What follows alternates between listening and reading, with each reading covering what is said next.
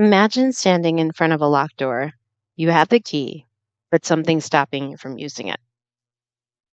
What if I told you that you're the one holding the door shut? Let me show you why and how to finally open it.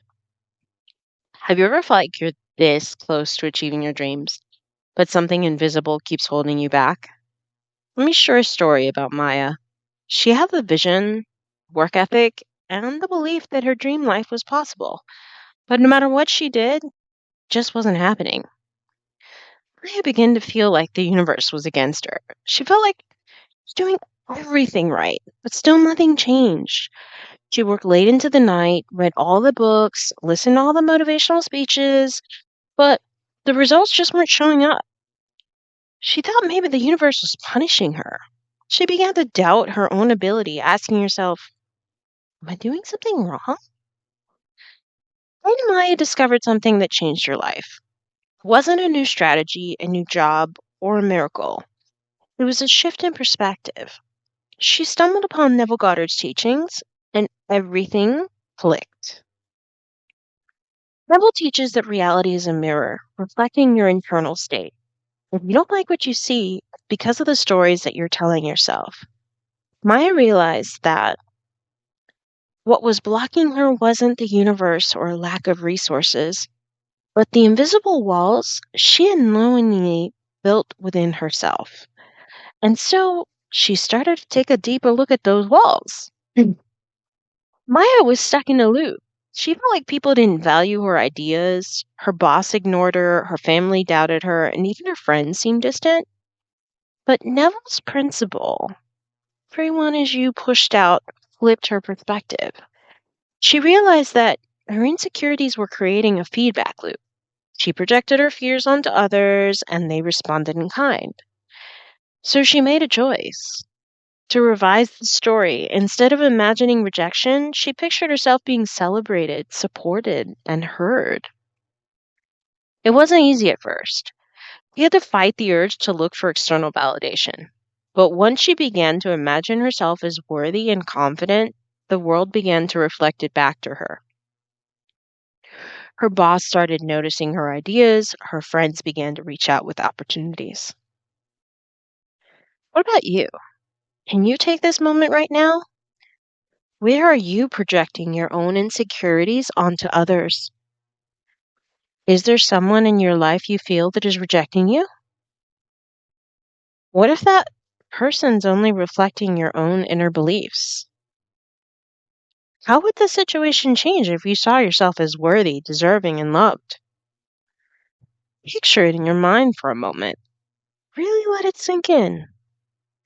Because this is the power of revision, and you can rewrite your story.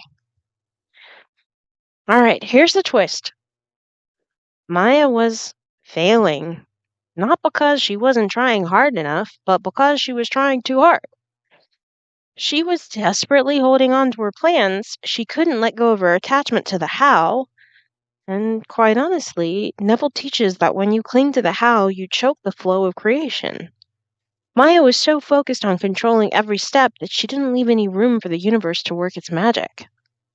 So she let go. Instead of obsessing over details, she started living in the end. She imagined herself already living her dream life, pretty successful, and trusted that the universe would take care of the how. 2 months later, an unexpected opportunity arrived. It wasn't through anything she had planned. It came to her when she finally let go. What about athletes for a minute? Before a big race, they visualize crossing the finish line first. But here's the thing. They don't obsess over how their legs will move, how many breaths they'll take, or how the track will feel beneath their feet. They focus on the end result, winning the race. When they let go of the how, they align with the victory. This is exactly what Maya did. Once she lived in the end, the universe did the rest. Another thing Maya did, she couldn't let go of her failures. Played them over and over in her mind, thinking she was learning from them. But as Neville says, the moment you change your assumptions, the past vanishes. You've tried something radical. He rewrote her painful memories in her imagination. That time she got rejected for a job, she imagined herself getting the call and celebrated, with loved ones. It felt strange at first, like trying to remember a movie you'd never seen. But slowly she felt her shoulders relax, her confidence grow, and the emotional weight lift. So the past lost its power over her. Take a moment to think of a memory you've been carrying. Maybe it's an old failure, a missed opportunity, or an embarrassing moment. What would it feel like to rewrite that memory?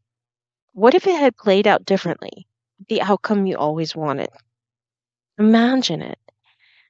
Feel the relief, the joy, the freedom. This is the power of revision. Here's a belief that Maya didn't even know she had. I am not the kind of person who gets lucky. That belief was a silent saboteur, holding her back from believing in her own potential. But, Neville teaches that beliefs are just states, and states can change.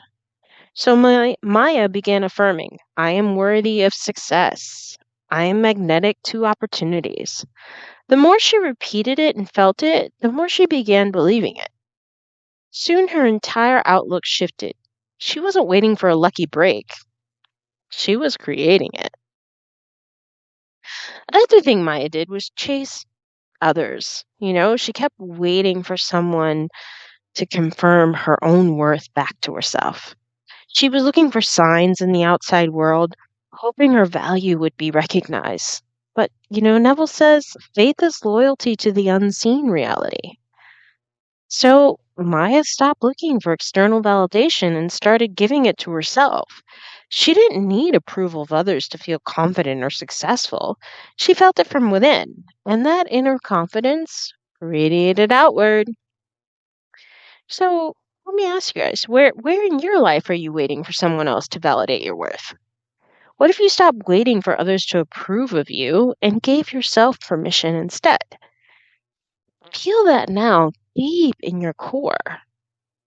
You know you're worthy just as you are. Here's an unexpected twist. Maya's biggest block wasn't failure. It was success. She feared the unknown because she doubted she could handle it. But, Neville says, assumptions, though false, if persisted in, will harden into fact.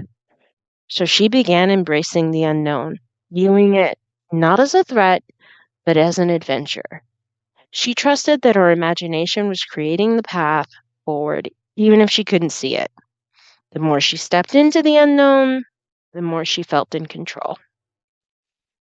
So, the job that Maya dreamed of, it came to her through someone she hadn't spoken to in years. An old friend saw her shift and reached out with an offer that perfectly matched her dream life. It wasn't magic and it wasn't luck. It was the power of aligning her internal state with her desires. Think about it. What invisible barriers are you holding on to? Are you clinging to the past, seeking validation, or doubting yourself? These blocks aren't out there, they're in here, and you can dissolve them. Neville said it best. Assume the feeling of your wish fulfilled and live as though it's already true. That's honestly the key. That's how you unlock the door.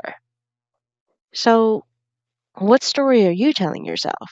Because the moment you change it, your reality will follow. Why don't you take action tonight? Before you sleep, rewrite one of the moment from your day. Imagine it playing out exactly as you wished. Do this for a week and watch how your world begins to shift. Keep watching, guys. I've got something next that will completely transform how you see manifestation. Stay curious. Your next chapter starts now. Thanks for watching.